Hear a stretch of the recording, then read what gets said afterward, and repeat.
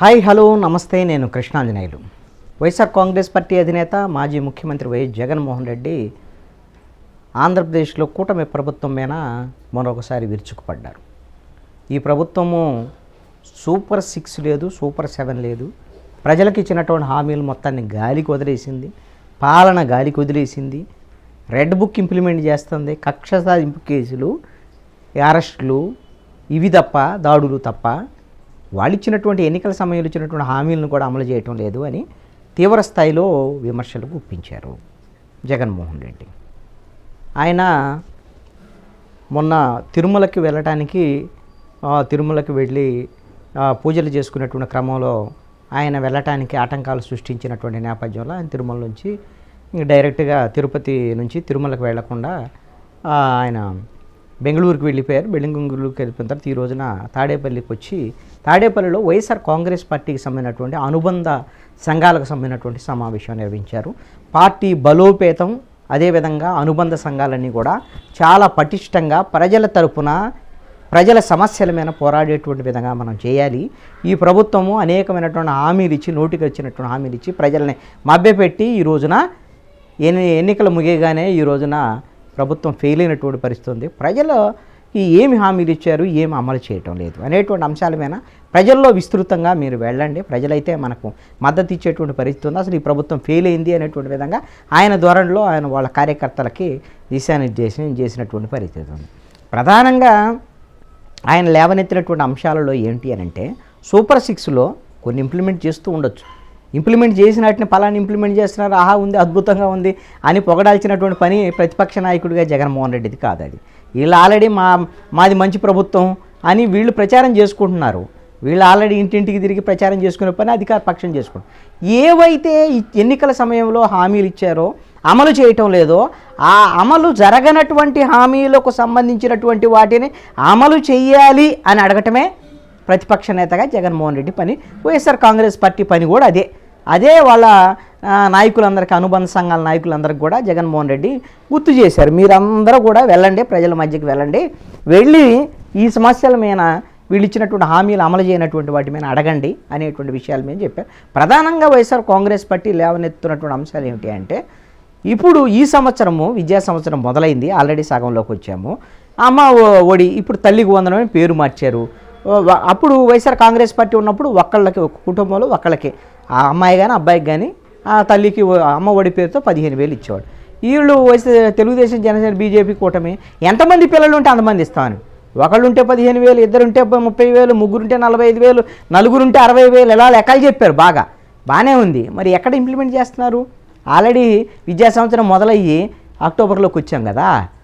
మరి ఇప్పుడు రేపు ఫిబ్రవరి వచ్చేసరికి, మార్చి వచ్చేసరికల్లా అయిపోయింది విద్యా సంవత్సరం. మరి పిల్లలకి ఎట్లా? వాళ్ళ తల్లిదండ్రులు ప్రైవేట్ స్కూల్లో చేర్పించడం ఉంటే వాళ్ళకి ఎలా, ఒక పిల్లలు ఉంటే 15,000 కట్టాలి, వాళ్ళిద్దరు ఉంటే 30,000 కట్టాలి. వాళ్ళ పరిస్థితి ఏంటి? అసలు ఇస్తారా లేదా? అమ్మ ఒడి విషయంలో ఏంటి అనేటువంటి దాని మీద ఆందోళన నెలకొన్నది. ఈ విషయంలో ఖచ్చితంగా వైఎస్ఆర్ కాంగ్రెస్ పార్టీ ప్రశ్న. రెండవ కీలకమైనటువంటి అంశం ఏంటి అని అంటే రైతు భరోసా. ఇప్పుడు ఆల్రెడీ ఖరీఫ్ ముగుస్తున్నటువంటి సమయం, రబీ కూడా స్టార్ట్ అయ్యిద్ది రేపు నవంబరు, డిసెంబర్లో. ఇప్పుడు ఇలాంటి పరిస్థితుల్లో అసలు 13,500 రూపాయల రైతు భరోసాని మేము 20,000 రూపాయలు ఇస్తామని చెప్పినటువంటి కూటమి ప్రభుత్వం రైతు భరోసా గురించి మాట్లాడటం లేదు. ఈ రోజున వరదలు వచ్చి పంటలు నష్టపోయినటువంటి రైతులకు సంబంధించినటువంటి విషయంలో ఈ రోజున రైతు భరోసా అని వచ్చుంటే ఎంతో కొంత నష్టం మూర్చుకునే దానికి అవకాశం ఉండేది కదా. అది లేకుండా పోయింది. ఇబ్బందులకు గురవుతున్నటువంటి పరిస్థితి ఉంది.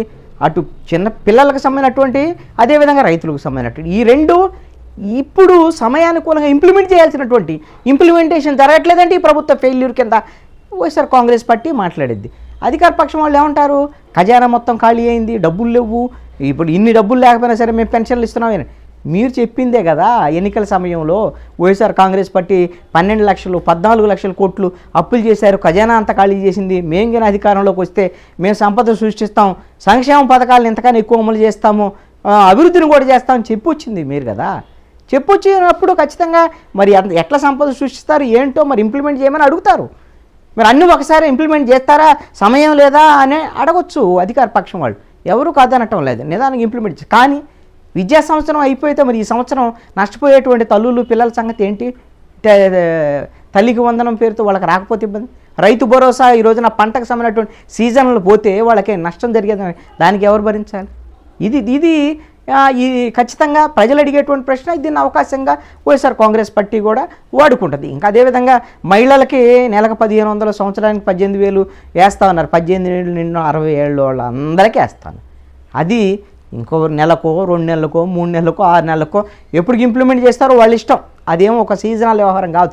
ఎంత తొందరగా ఇంప్లిమెంట్ చేస్తారని మహిళలు ఎదురు చూస్తున్నారు. అది వేరే విషయం. ఇప్పుడు లేదు ముహూర్తం పెట్టారు, దీపావళికి గ్యాస్ సిలిండర్లు ఇస్తా ఉన్నారు, మరి దసరాకేమో ఉచిత బస్సు ప్రయాణం మహిళలకు అన్నారు. మంచిదే, కనీసం అప్పటి నుంచి ఇంప్లిమెంట్ చేసినా వాళ్ళు ఎదురు చూస్తూ ఉన్నటువంటి ఇంకా ఏమి రావాలో వాటిని అడుగుతూనే ఉంటారు వైఎస్ఆర్ కాంగ్రెస్ పార్టీ. అది వాళ్ళ పని. రానటువంటి వాడిని అడుగుతూ ఉంటారు, ప్రభుత్వం ఫెయిల్యూర్స్నే చెప్తూ ఉంటారు. ప్రతిపక్ష పార్టీగా వాళ్ళ పనే అది కదా. అదేవిధంగా జగన్మోహన్ రెడ్డి ఒక కీలకమైనటువంటి అంశాన్ని కూడా లేవనెత్తారు.